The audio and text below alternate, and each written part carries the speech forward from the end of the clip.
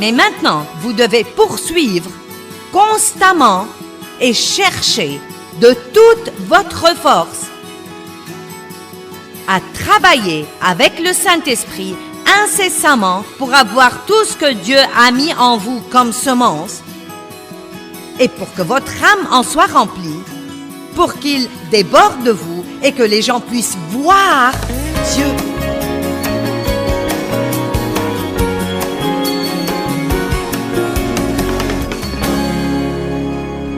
Combien d'entre vous veulent être comme Jésus? En êtes-vous sûr? En êtes-vous vraiment sûr? Bon, encore une fois, en êtes-vous sûr? Bon, eh bien, voyons un verset et ensuite vous me direz à quel point vous êtes sûr. Jean 5, 30, la Bible amplifiée, un verset merveilleux. Verset 30, je ne puis rien faire de moi-même, c'est Jésus. Je ne puis rien faire de moi-même de façon indépendante de moi-même, mais seulement comme Dieu m'a appris et comme je reçois ses ordres. Je juge selon ce que j'entends, je décide comme je suis appelé à décider.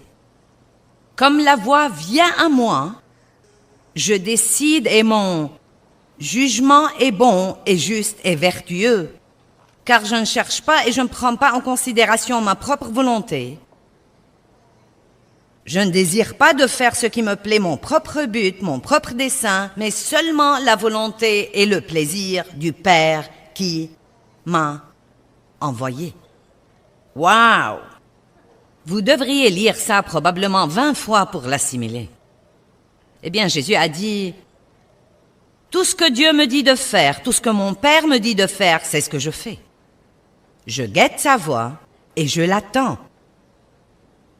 Quand il me montre que faire, il n'y a vraiment pas de décision à prendre, car j'ai déjà prédécidé que tout ce que Dieu me demande de faire, je le ferai. Donc, après avoir lu Jean 5, 30, où il a dit « Je ne suis pas ma propre volonté, je ne fais pas ce qui me plaît, je ne prends pas en considération ma propre volonté. » Quand Dieu me dit de faire quelque chose, je ne me demande même pas ce que j'en pense. Est-ce que je veux ou je ne veux pas le faire? C'est une affaire réglée.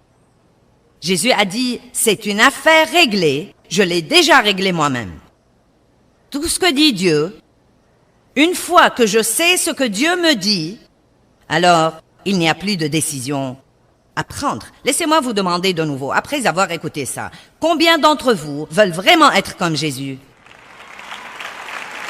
Bon, donc je prie pour vous en ce moment, au nom de Jésus, qu'il commence une révolution du Saint-Esprit, une prise de contrôle par le Saint-Esprit dans votre vie, qu'il envahisse votre vie, et s'il doit vous lier à l'autel pour vous empêcher de s'évader de lui, que vous ne puissiez pas vous éloigner de Dieu avant qu'il ne puisse vraiment faire tout ce qu'il veut faire dans votre vie.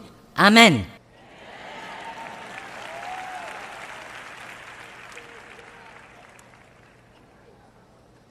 « 1 Pierre, chapitre 1, verset 2.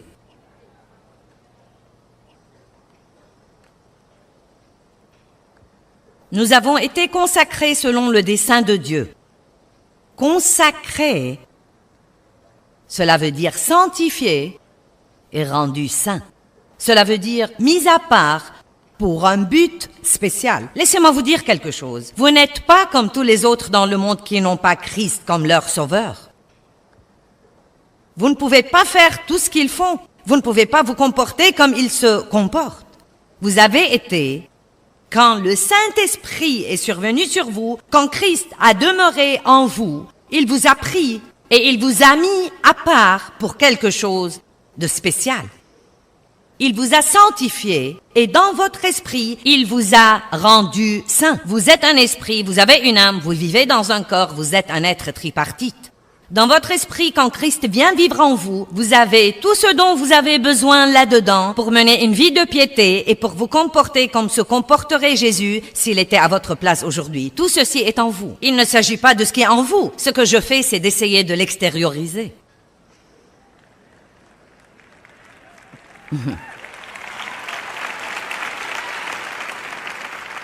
Philippiens 2,13. Travaillez à votre salut. Cela ne veut pas dire travailler pour le salut. Nous savons que nous sommes sauvés par la grâce seule. C'est par la faveur imméritée de Dieu que nos péchés nous sont pardonnés.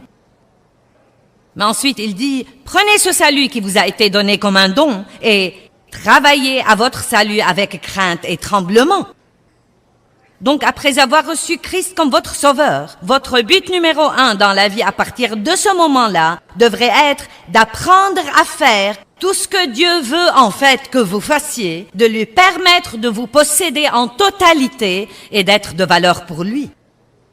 Et croyez-moi, plus vous faites ça, plus vous serez heureux. Vous serez si heureux que les gens croiront que vous êtes fous si vous donnez toute votre vie à Dieu.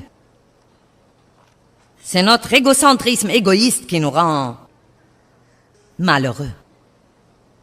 Que veut dire être sanctifié? Le dictionnaire grec de la Vigne dit que le mot sanctification veut dire séparation pour Dieu. Dites tous, j'appartiens à Dieu. Pensez-y, vous appartenez à Dieu. Combien d'entre vous ont peut-être comme un... Je ne sais pas, nous utiliserons ça comme un exemple. C'est mon verre que j'utilise quand je voyage. C'est le verre de Joyce. Personne d'autre ne boit de ce verre. On n'utilise pas ce verre pour le café ou pour arroser les plantes. C'est mon verre.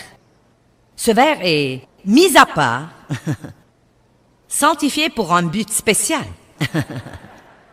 Maintenant, vous savez tous de quoi je parle. Vous avez des choses que vous possédez et que vous avez pour un but spécial. Vous ne voulez pas que vos enfants y touchent, elles sont à vous. C'est pour ceci, ce n'est pas pour cela, c'est pour ceci. Eh bien, vous êtes comme ça. Vous êtes mis à part par Dieu pour un but spécial. En ce qui concerne ce monde, nous sommes des étrangers et nous sommes de passage. Ce n'est pas notre pays. Nous ne devons pas choisir de résider ici et de nous enraciner dans le monde. Nous sommes en chemin pour quelque part ailleurs et pendant que nous faisons le voyage, nous devons rassembler des tas de gens et les prendre avec nous.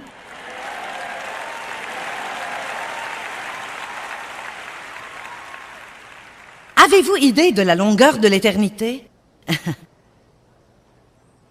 Non, mais même si vous vivez jusqu'à l'âge de 100 ans,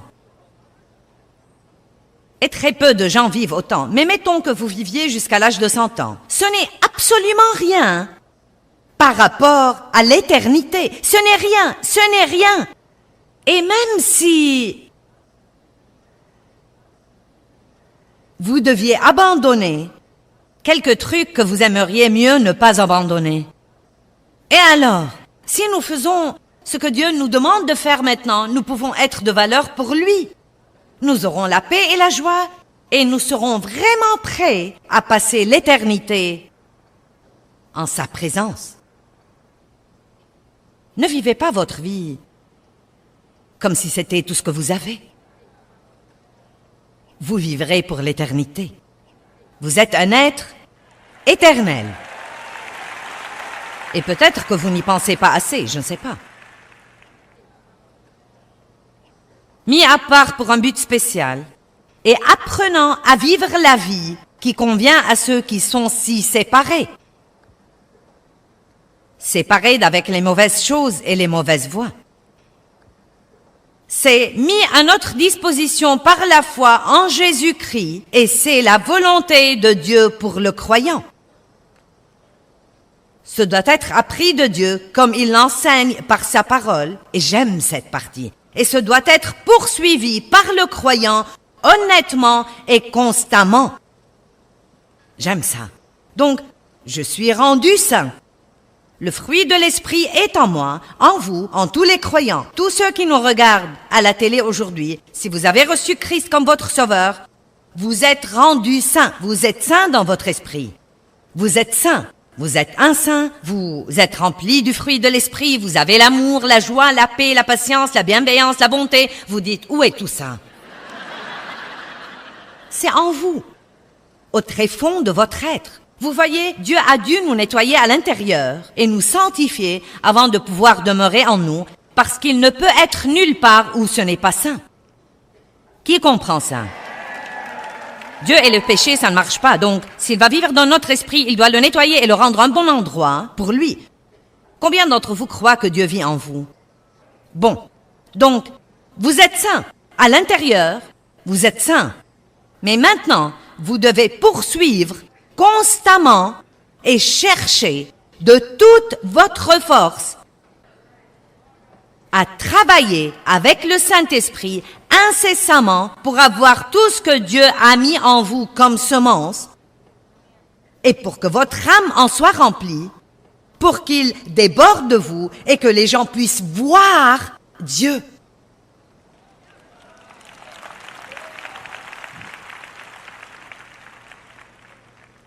Le pire témoin que nous avons est que nous pouvons à peine faire la différence entre les chrétiens et les autres.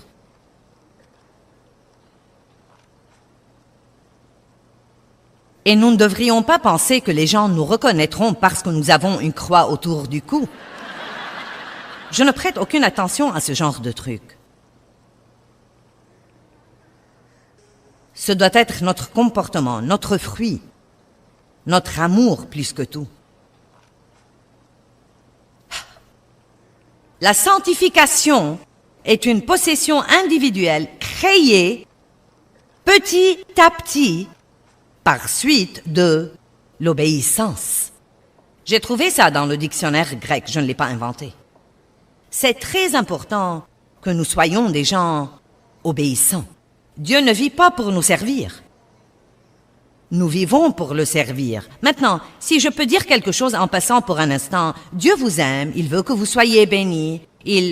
La Bible dit, fais du Seigneur tes délices et il te donnera ce que ton cœur désire. Dieu veut que vous ayez de belles choses.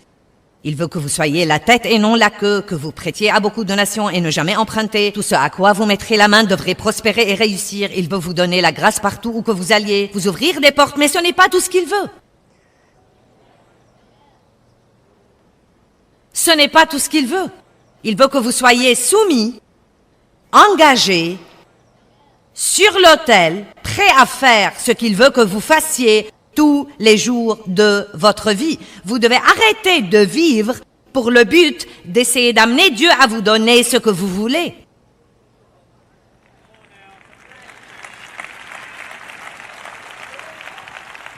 Peut-être que vous pensez, eh bien, ça n'a pas l'air très drôle. S'il vous plaît. Puis-je vous dire quelque chose d'intéressant? Tous ces gens qui sont partis hier pendant l'appel d'hôtel, ils se sentaient...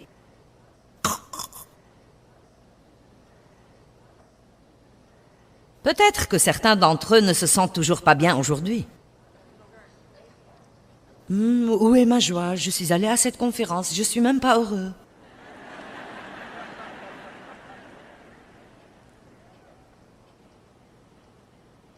Quand nous obéissons à Dieu, nous avons au-dedans de nous une grande joie, une joie qu'on ne peut avoir nulle part ailleurs. Vous ne pouvez l'avoir nulle part ailleurs. Vous pouvez soit rendre votre chair heureuse pour quelques instants, au prix d'attrister votre esprit, soit attrister votre chair pendant un petit moment, au prix de rendre votre esprit libre et plein de paix et de joie. Vous devez décider lequel est le plus important pour vous. Revenons à 1 Pierre 1,2 et voyons si je l'ai lu en entier, je ne sais pas. Sanctifiés, rendus saints par l'Esprit. Donc nous sommes élus selon la préconnaissance de Dieu le Père, consacrés, sanctifiés, rendus saints par l'Esprit pour être obéissants à Jésus-Christ. Le Messie. Waouh, waouh, waouh. Et il y a un autre verset comme ça. 1 Pierre 1, verset 22. Sautons là très vite et regardons ce verset. Votre obéissance à la vérité par le Saint-Esprit. Nous ne pouvons obéir à Dieu que par le Saint-Esprit. Je dois continuer à dire ça encore et encore et encore. Je n'essaye pas de vous mener à l'effort personnel et à l'autodétermination, mais de vous dire qu'à l'instant où vous suivez Dieu de tout votre cœur pour faire ce qu'il veut que vous fassiez, à ce moment-là, il s'associe avec vous et vous donne la puissance pour pouvoir le faire. Dieu ne vous demande... Écoutez-moi, Dieu ne nous demande jamais de faire quoi que ce soit sans nous donner la puissance et la capacité et l'équipement pour le faire. Vous pouvez faire tout ce que Dieu veut et vous demande de faire par Christ qui vous fortifie.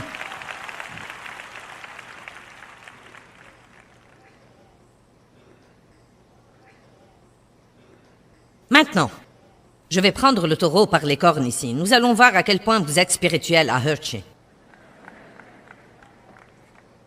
Je vais vous dire d'avance que je suis sur le point de marcher sur les pieds de certains. Donc, n'allez pas éteindre votre télévision. Écoutez-moi jusqu'au bout. 1 Thessaloniciens 4.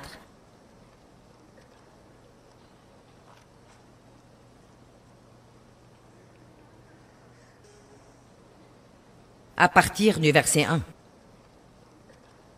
Nous allons lire 4 versets et je vais faire quelques commentaires. Au reste donc, frères, nous vous prions et nous vous exhortons, en raison de notre union avec le Seigneur Jésus, que vous suiviez les instructions que vous avez reçues de nous sur la manière dont il faut que vous marchiez pour plaire à Dieu. Comme aussi vous marchez, et que vous y abondiez de plus en plus, atteignant une plus grande perfection en vivant cette vie. Donc Paul disait, écoutez, vous allez bien, mais je veux vous pousser à un autre niveau. C'est exactement ce que je dis. Vous n'êtes pas une bande d'ignorants spirituels. Vous n'auriez pas pris un samedi matin pour être dans cette conférence si vous n'aimiez vraiment pas le Seigneur. Certains d'entre vous marchent probablement dans beaucoup d'obéissance dans votre vie, sauf ceux qui sont partis hier. Et je sais que certains d'entre vous sont revenus aujourd'hui et je n'ai pas l'intention de vous blesser.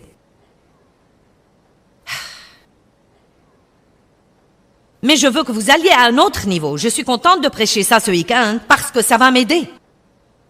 Je suis si contente que Dieu m'ait appelé à prêcher parce que je dois étudier pour le faire et cela me garde dans la parole tout le temps et me garde. Bon, revenons à ces versets. Car vous savez quel commandement nous vous avons donné par l'autorité et l'inspiration du Seigneur Jésus. Car c'est ici la volonté de Dieu que vous soyez consacrés, séparés et mis à part pour une vie pure et sainte, et que vous vous absteniez du vice sexuel. Maintenant, nous allons parler de sexe pour un instant.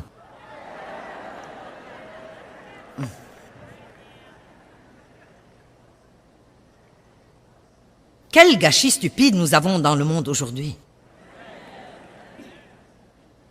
S'abstenir du vice sexuel veut dire beaucoup de choses. Le sexe était destiné à être beau et sain et pur, et croyez-moi, ce que le diable a essayé d'en faire est complètement pathétique. Donc maintenant, vous avez des problèmes énormes avec la pornographie. Vous ne pouvez pas ouvrir un magazine et le feuilleter pour essayer d'acheter un pyjama sans que la moitié des gens ne soient nus.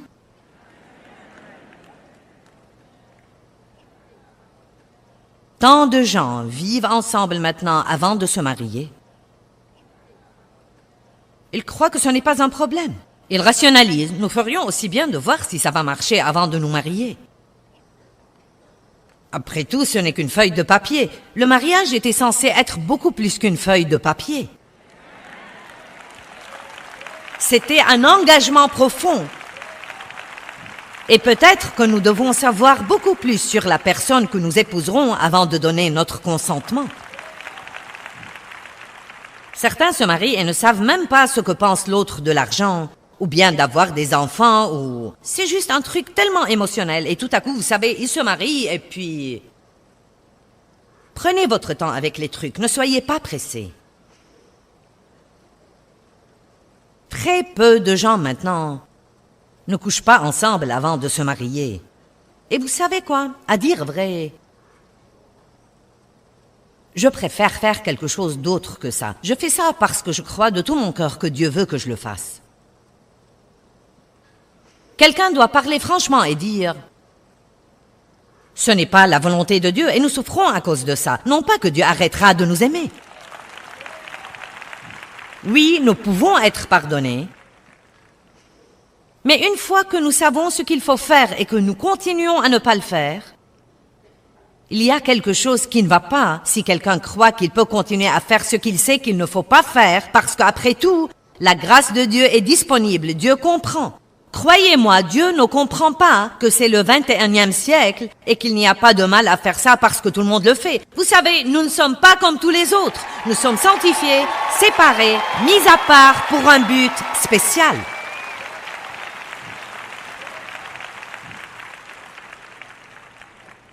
Vous savez ce qui arrive quand les gens couchent ensemble avant le bon moment? Ils retirent toute la beauté et tout l'émerveillement. Personne n'attend plus rien avec impatience désormais parce que personne n'attend rien.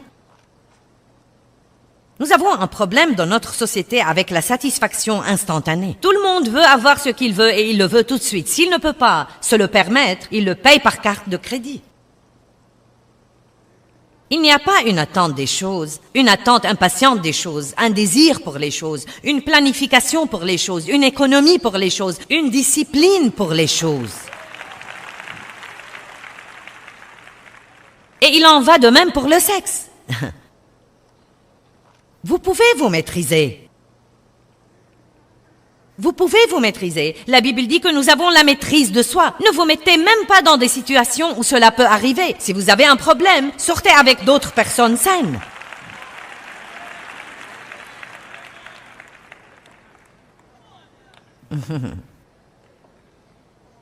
Et vous savez quoi? Je sais déjà... Mon Dieu, je ne sais combien d'entre vous ont déjà éteint leur télé. Vous pourriez avoir l'air idiot à ce stade-là si vous vous en allez, parce que tout le monde pourrait penser « Oh, eh bien... » Donc je vais probablement garder cette foule, au moins pour un petit moment. Je ne fais pas ça parce que j'essaye d'être impopulaire. J'essaye de vous aider et j'essaye d'arriver au point où nos vies rendront gloire à Dieu et où nous comprendrons que nous ne pouvons absolument pas être comme tous les autres. Ce n'est pas ce que Dieu veut que nous fassions. Je parlais à un jeune homme dans un endroit où je vais pour une certaine affaire et j'ai fait sa connaissance. Nous avons parlé de la Bible plusieurs fois. Vous savez, il était fiancé et... Je ne savais pas si lui et sa petite amie vivaient ensemble, mais je me le demandais. Eh bien... Effectivement, j'ai appris, oui, ils vivaient ensemble. Donc, vous savez, nous parlions de la Bible et il vivait avec sa petite amie. Et il allait à l'étude de la Bible. Et je vous promets qu'il ne faisait pas lit à part. Donc, il se marie. Je lui dis, que penses-tu de la vie conjugale? Et il dit, elle n'est pas différente de ce qu'elle ne l'était avant. Maintenant, pas de surprise, pas d'émerveillement, pas de beauté, pas de signification, car personne n'a rien attendu. Ce n'était même pas spécial. Pas du tout. Même pas spécial. J'ai reçu le docteur Ravi Zacharias la semaine passée pour enregistrer des émissions avec moi. Et il a dit qu'une des 4 choses dont les gens ont besoin pour être spirituellement sains, c'est l'émerveillement. Nous devons retarder la satisfaction et nous devons attendre les choses et nous devons faire les choses à la façon de Dieu. Et vous savez, une partie de la télévision aujourd'hui est si stupide. C'est au-delà de... Non mais c'est vraiment au-delà de... Je ne sais même pas dire à quel point c'est stupide. Arrêtons de laisser le monde nous dicter les choses et nous instruire et soyons assez saints pour instruire nous-mêmes le monde.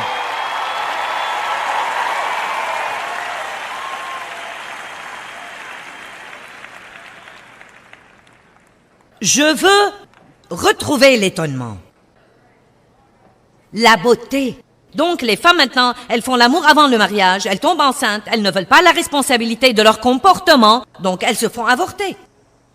Les gens dépensent de l'argent sur les cartes de crédit et quand ils ne peuvent plus payer leurs factures, ils font faillite. Donc les gens mènent des vies débridées, sans contrainte, indisciplinés et ensuite, quand ils ont un gâchis, ils n'en prennent même pas la responsabilité. Nos lois dans la société aujourd'hui ont en fait procuré une porte ouverte pour que les gens détruisent totalement leur vie.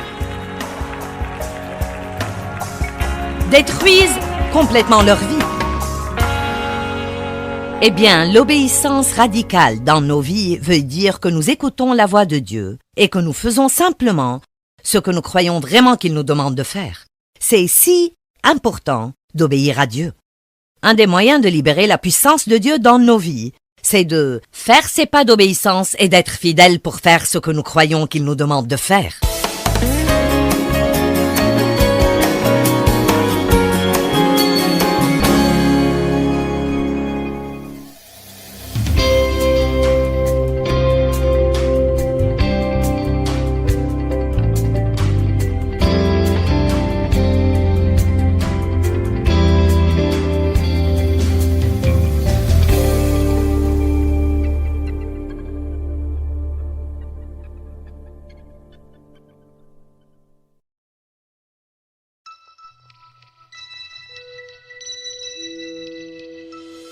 Puis-je te dire quelque chose? Si nous apprenons à faire ce que Dieu veut que nous fassions, pour la gloire de Dieu, la récompense qu'il apporte dans notre vie sera absolument une récompense époustouflante et phénoménale. Allez, louez Dieu!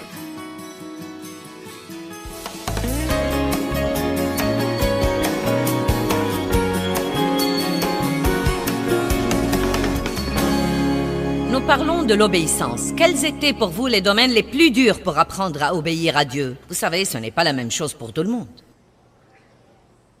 Je pensais à moi. Vous savez, pour moi, un des domaines les plus durs pour apprendre à obéir systématiquement à Dieu était... de ne pas essayer de me défendre et de me protéger quand les gens ne me traitaient pas comme il faut. De ne pas les forcer à me traiter comme il faut. Et je sais que c'était en partie parce que j'étais contrôlée et manipulée et maltraitée par mon père, mais je ne peux pas utiliser ça comme excuse. Vous voyez, je n'ose pas utiliser ça comme excuse. Je dois toujours apprendre à faire ce que Dieu veut que je fasse. Et vous savez, c'est un peu différent pour tout le monde. J'ai demandé à certains qui voyagent avec nous, j'ai demandé à mon assistante administrative, quel était pour elle le domaine le plus dur. Et elle a dit apprendre à me soumettre à mon mari. Et elle a dit, tu m'as enseigné à le faire. J'ai pensé, je dois acheter cet enseignement et l'écouter. Non, je fais très bien, mais elle est merveilleuse à ça. Oh mon Dieu, elle est vraiment si bonne à ça. J'ai demandé à son mari quel était le sien et il a dit l'orgueil et l'égoïsme. Tandis que Dave n'a pu se rappeler de rien, donc je lui ai fait une allusion.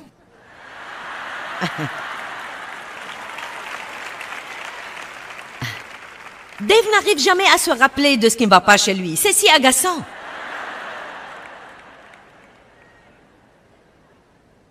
Donc, quand il a commencé, quand nous en avons parlé et qu'il m'a parlé, Dave, à un moment donné de sa vie, avait un problème très énorme de passivité. Et qu'est-ce que la passivité? C'est abandonner votre volonté à un tel point que vous ne l'utilisez pas pour faire ce que vous savez que vous devriez faire, mais vous flottez et vous êtes emporté par n'importe quoi.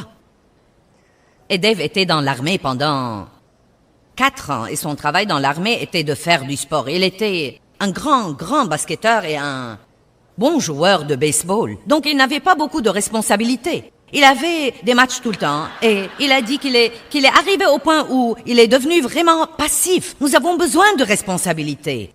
Nous devons être obligés d'aller au travail. Nous devons bouger. Nous devons vraiment faire des choses et nous occuper de choses. Et donc apprendre à surmonter cette passivité dans sa vie était un grand défi pour lui, car quand vous êtes passif, vous savez ce que vous devez faire, mais il n'y a rien dans vos sentiments, c'est dans votre esprit. Votre esprit veut faire ce qu'il faut, mais il n'y a rien dans vos sentiments qui veuille le faire. Je me souviens combien c'était difficile pour lui il y a très longtemps quand nous nous sommes d'abord rendus compte que nous devons nous lever tôt le matin pour passer du temps avec Dieu, avant tout le reste. Et c'était difficile pour Dave de faire ça. J'ai demandé à un autre type dans notre équipe quel était le sien et il a dit la mauvaise humeur. La mauvaise humeur. Sans aucun doute. Et il a fait beaucoup de chemin et il a eu une expérience l'autre jour avec la compagnie aérienne où il aurait pu se mettre en colère, mais il n'a pas fait ça. Et il a dit, je me suis senti tellement bien parce que je ne me suis pas mise en colère. C'était génial. Vous savez, nous nous sentons tellement mieux quand nous faisons ce qu'il faut. Quand nous faisons ce qu'il faut, nous avons la paix. Et donc, il a en fait dû ajourner son voyage d'une journée entière à cause de ce truc qu'il avait traversé. Et donc, quand il est revenu le lendemain pour partir en voyage, et c'était des vacances qu'il avait organisées depuis longtemps, donc c'était décevant, car le retard lui a pris une journée entière de ses vacances. Il n'avait que 4 jours, donc maintenant c'était réduit à 3. Et il a dit, tout à coup, le type du comptoir l'a appelé et lui a dit, je vais te surclasser, je vais surclasser ta place, je vais te surclasser à une meilleure classe de voyage. Et il a dit, eh bien, quand tu étais ici hier, tu as absolument eu la meilleure attitude. Amen. Et donc il a dit, ce n'était pas votre faute, car ce ne l'était vraiment pas. Ça avait quelque chose à voir avec un faux passeport qu'il avait apporté. Il a dit, même si ce n'est pas notre faute, tu ne croirais pas comment les gens nous parlent, bien qu'il n'y ait rien que nous puissions faire.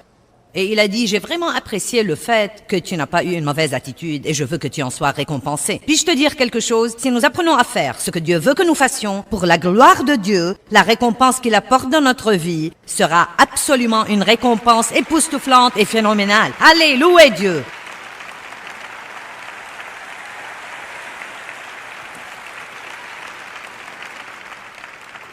Allons à 1 Pierre chapitre 2. Je vais vous montrer ce qui était pour moi un des domaines les plus difficiles à avaler dans la Bible. Surtout parce que j'avais du mal à laisser les autres me maltraiter et à espérer en Dieu pour me délivrer. Je suppose qu'aucun de vous n'a un problème avec ça.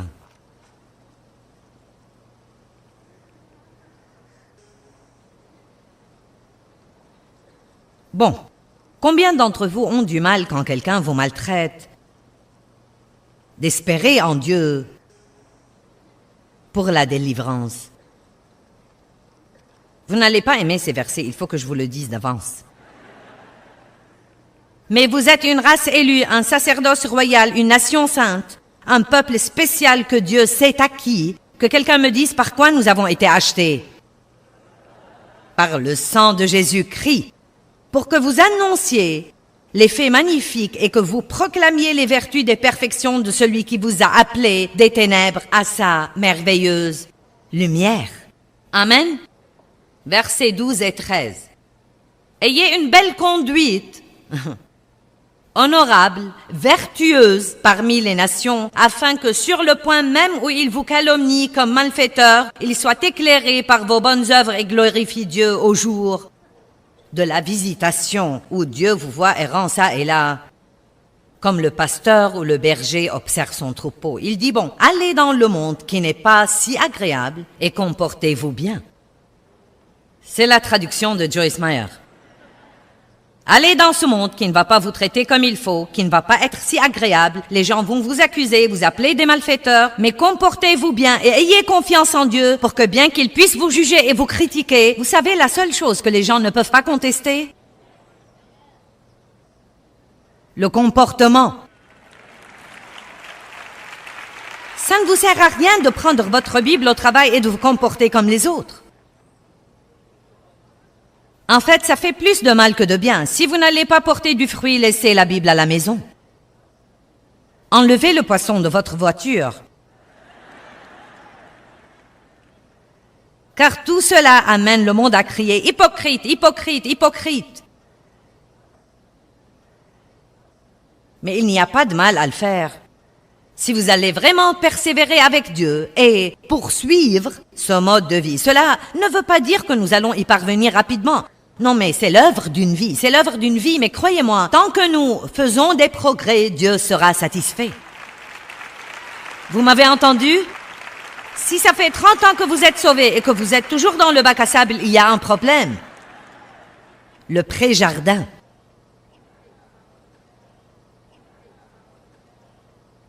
J'ai parlé de la rébellion qui est dans le monde et du problème qu'elle représente. Combien se rendent compte que le monde est plein de rébellion? Personne ne veut que quiconque lui dise quoi que ce soit. Comme la nuit dernière quand j'ai demandé aux gens de ne pas partir et ils sont partis. Eh bien, tu ne vas pas me dire que faire.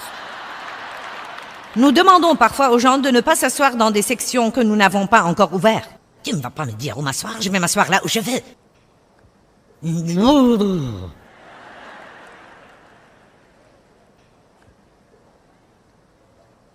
Écoutez le verset 13. « Soyez soumis à toute institution et autorité humaine à cause du Seigneur. »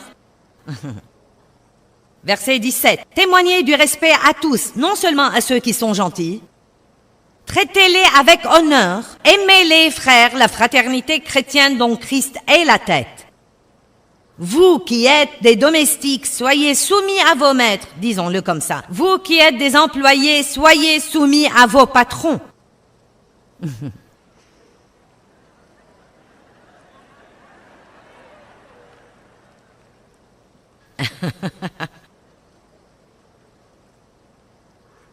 Eh bien, Dieu soit béni. Je fais ce qu'on me dit, mais c'est un idiot. Vous savez quoi? Ce n'est pas de la soumission. J'ai dû apprendre. Dieu m'a dit une fois, vous savez, je suis arrivée au point où je savais que j'étais censée être soumise. Donc si je n'aimais pas quelque chose que Dave essayait de me faire faire, je disais, oui chérie. Je me souviens qu'une fois, quand il a tourné le dos, je lui ai tiré la langue.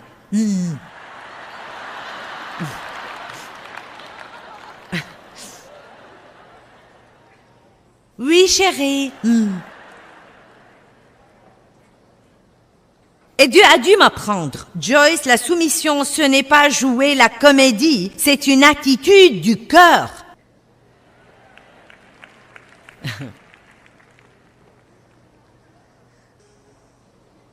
Pitié, nous aurions besoin de beaucoup de temps.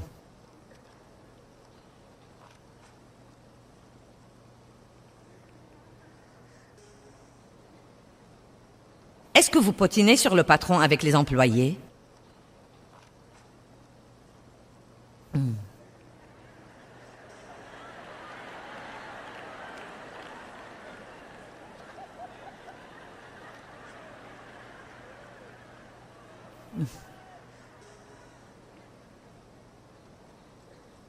Vous savez quoi? Ce n'est peut-être pas le meilleur endroit au monde pour travailler, mais si vous ne voulez pas votre travail, il y a des gens qui le prendraient volontiers.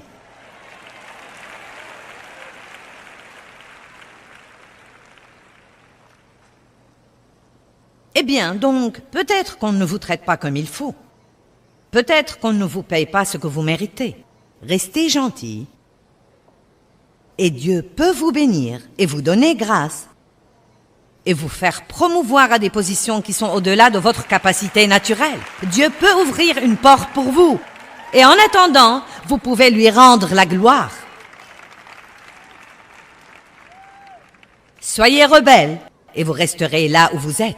Vous passerez le reste de votre vie à tourner autour de la même stupide montagne. Plaignez-vous et restez. Louez et soyez élevés.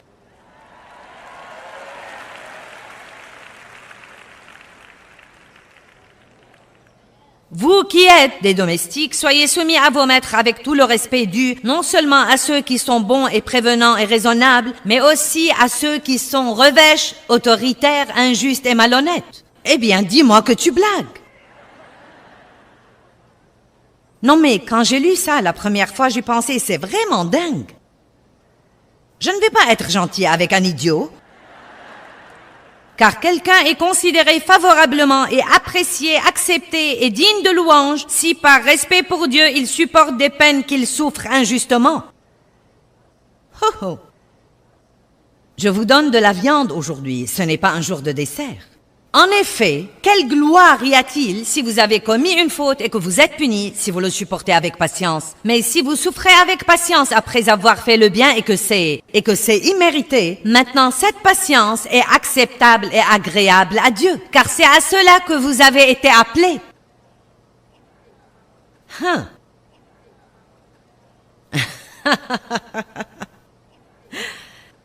Mince alors, c'est comme le silence de la mort qu'on a parfois, vous savez. Il n'y a qu'une seule personne qui a fait du bruit. Pourquoi Dieu nous appellerait-il à souffrir? Je croyais que nous étions délivrés de tout ça. Il y a des choses dont nous avons été délivrés. Dieu merci, nous ne devons pas souffrir pour nos péchés et méfaits, car Jésus en a payé le prix. Dieu merci, nous ne devons pas aller en enfer, et nous pouvons vivre en présence de Dieu.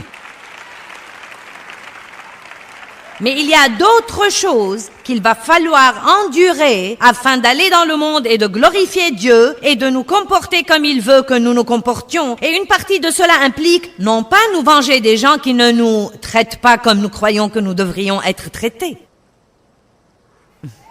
Maintenant.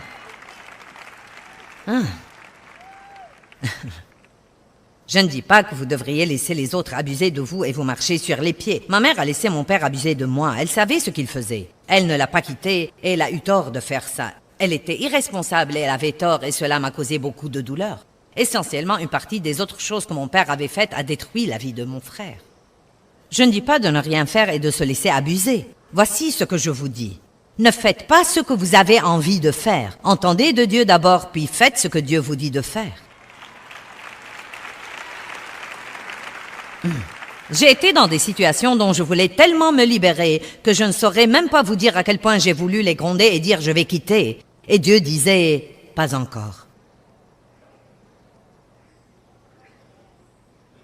Je ne quitte pas avec une mauvaise attitude. Je ne veux pas que tu quittes fâché. Attends, je prépare quelque chose. Attends, je prépare quelque chose. Allez, c'est bon, c'est des trucs profonds aujourd'hui. Attends, je prépare quelque chose. Et oh mon Dieu, quand Dieu m'a vraiment promu, oh, personne n'a pu le croire, y compris moi. J'ai toujours du mal à le rattraper. Je n'ai pas le temps de vous raconter toutes les histoires, mais... oh, j'ai dû apprendre vraiment à abandonner l'autoprotection et l'autodéfense. Le Seigneur soit béni, tu ne vas pas me traiter comme ça. Pour qui te prends-tu? Je ne vais pas supporter ça.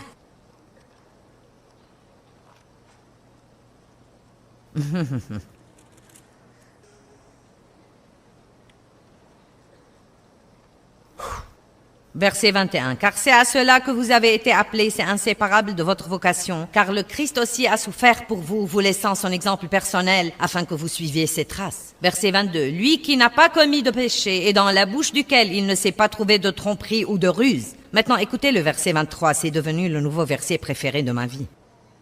Il dit, quand on l'outrageait ou l'insultait, il ne rendait pas l'outrage ou l'insulte.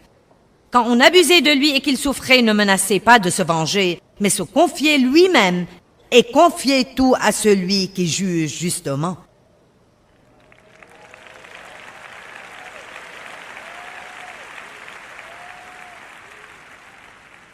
Encore une fois, je ne vous dis pas de laisser les gens abuser de vous. Je vous dis simplement, allez toujours à Dieu avant de tirer la langue.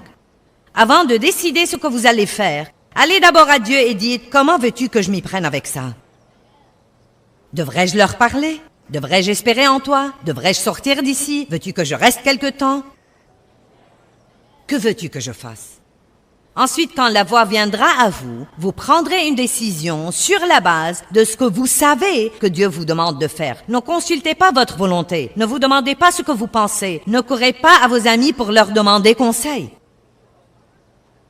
La moitié du temps, nous demandons aux gens ce que nous devrions faire parce que nous ne voulons pas entendre de Dieu pour commencer. Le problème, c'est que nous le savons déjà et que nous espérons trouver quelqu'un qui nous dise de ne pas le faire.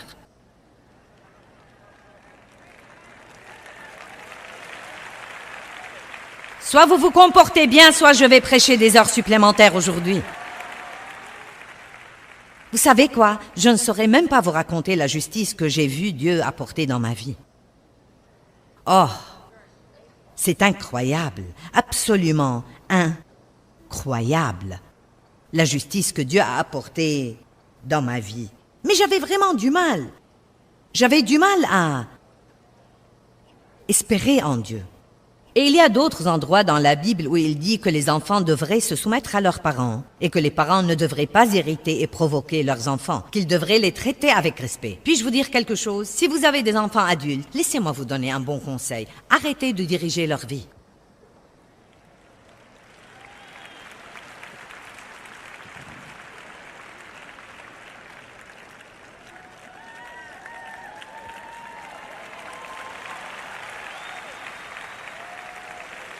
J'essaye de leur dire ça pour leur bien. Et vous, est-ce que vous écoutez quelqu'un?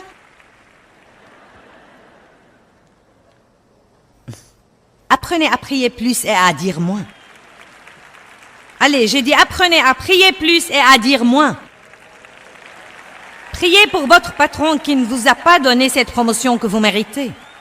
Si vous méritez une promotion et que vous avez prié pour l'avoir et que quelqu'un d'autre l'a eue, ne potinez pas sur votre patron, n'ayez pas une mauvaise attitude, ne maltraitez pas la personne qui a eu ce que vous vouliez. Au lieu de cela, dites Dieu, je voulais ça, tu ne me l'as pas donné. Je fais confiance à ta justice. Je me fie à toi pour redresser tous les torts. Confiez-vous et confiez-vous entièrement à Dieu qui juge justement. N'est-ce pas un beau verset relaxant, merveilleux? Confiez-vous et confiez-vous entièrement à Dieu qui juge justement. Dieu vous montrera que faire quand il veut que vous fassiez quelque chose. Il y a eu des moments où je voulais parler à Dave de quelque chose. Et Dieu disait non. Non. Et 2 mois pourraient s'écouler et Dave fait toujours quelque chose qui mérite. Non, non. Et ensuite, Dieu pourrait dire maintenant. C'est merveilleux d'attendre le timing de Dieu parce qu'il prépare tous les cœurs et les choses qui se passent si bien.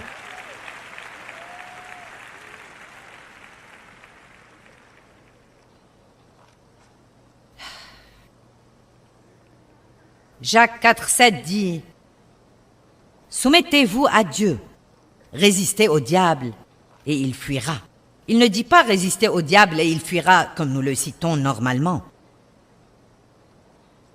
Soumettez-vous à Dieu, résistez au diable et il fuira. Vous savez quoi? Quand nous nous soumettons à Dieu, nous n'aurons pas de problème avec Satan.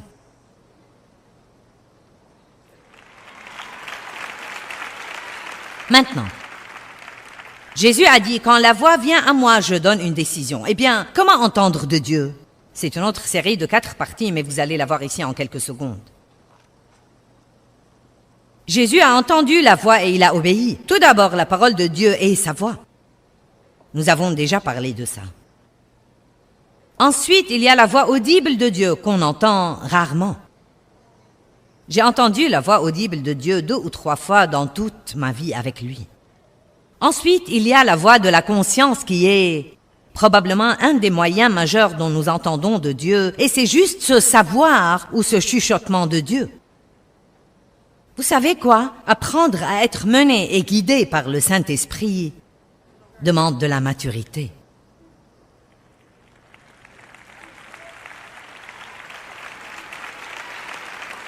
Je ne veux pas avoir à mettre une pancarte sur la porte. Vous ne pouvez pas partir parce qu'il y a un appel d'hôtel. Je veux que nous arrivions tous au point où nous sommes menés par le Saint-Esprit. Nous pouvons maintenant être menés par la direction et les incitations du Saint-Esprit. Suivons la paix. Prêtons attention à notre conscience. Si notre conscience n'approuve pas quelque chose, ne le faisons pas. Vous ne vous asseyez pas à la table de déjeuner pour potiner sur les autres et être content de le faire. Ce n'est pas possible. Si vous êtes un chrétien régénéré, vous ne pouvez pas faire ça. Vous ne pouvez pas le faire. Vous ne pouvez pas avoir une relation sexuelle avant le mariage et être content de faire ça. Mais même les gens qui n'ont pas une relation avec Dieu savent qu'il ne faut pas faire ça. Parce qu'il y a des choses que la nature nous dit, que Dieu nous dit. Franchement et sincèrement, Ceci peut sembler un peu insensé, mais je vais vous dire, s'il vous plaît, je vous en supplie. Nous vivons des moments désespérés dans le monde aujourd'hui. La Bible dit « Christ en vous, l'espérance de la gloire ». Puis-je vous dire quelque chose? Cela ne veut pas seulement dire « Parce que Christ vit en nous, nous pouvons être glorieux ». Je crois que le fait qu'il soit en nous est son espérance d'être glorifié sur terre aujourd'hui.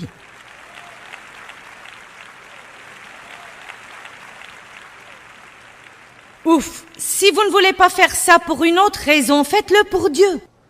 Faites-le à cause de ce qu'il a fait pour vous. Faites-le parce qu'il est si beau, si merveilleux, si génial, qu'il a envoyé son Fils unique pour mourir et souffrir à votre place. Et ne vous comportez pas comme si c'était la fin du monde, si vous devez supporter quelque chose pour quelque temps et espérer en Dieu pour faire que cela se produise. Ne faites pas des choses qui vont à l'encontre de votre conscience. Ne faites pas des choses si votre cœur n'est pas tranquillisé. Non mais nous disons tout le temps, je sais que je ne devrais pas, mais... Je sais que je ne devrais pas dire ça, mais... Je ne devrais pas vous dire ça, mais... Allez, bon... Allez maintenant, je ne devrais pas faire ça, mais s'il vous plaît, s'il vous plaît, s'il vous plaît, Dieu a une destinée et un plan merveilleux pour votre vie. L'œil n'a pas vu et l'oreille n'a pas entendu toutes les bonnes choses que Dieu a préparées et a mis en réserve pour ceux qui l'aiment et lui obéissent avec une profonde révérence. Il ne s'agit pas de « Oh, quelle vie terrible vous aurez maintenant car vous devrez obéir à Dieu ». Dieu est bon. Tout ce qu'il fait est vraiment très bon. Il a de très bonnes choses pour vous et je veux que vous preniez le chemin resserré afin d'y arriver et de les trouver. Amen. Allez, que tout le monde se lève. Eh bien, l'obéissance radicale dans nos vies veut dire que nous écoutons et obéissons la voix de Dieu et que nous faisons simplement ce que nous croyons qu'il nous demande de faire. C'est si important d'obéir à Dieu. Un des moyens de libérer la puissance de Dieu dans nos vies, c'est de faire ses pas d'obéissance et d'être fidèles pour faire ce que nous croyons qu'il nous demande de faire.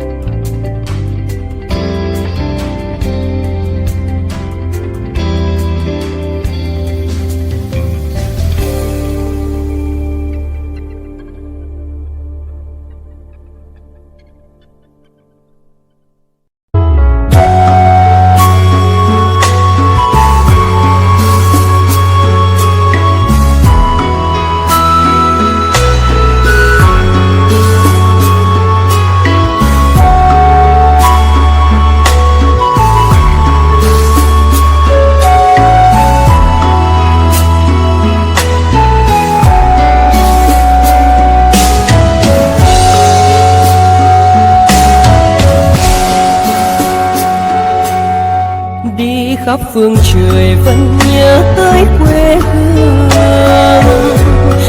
Người về đây thăm làng trù quê mẹ và làng sen quê cha, xúc động bồi hồi người rơi giọt lệ, thương mái nhà tranh thương đất mẹ nghèo.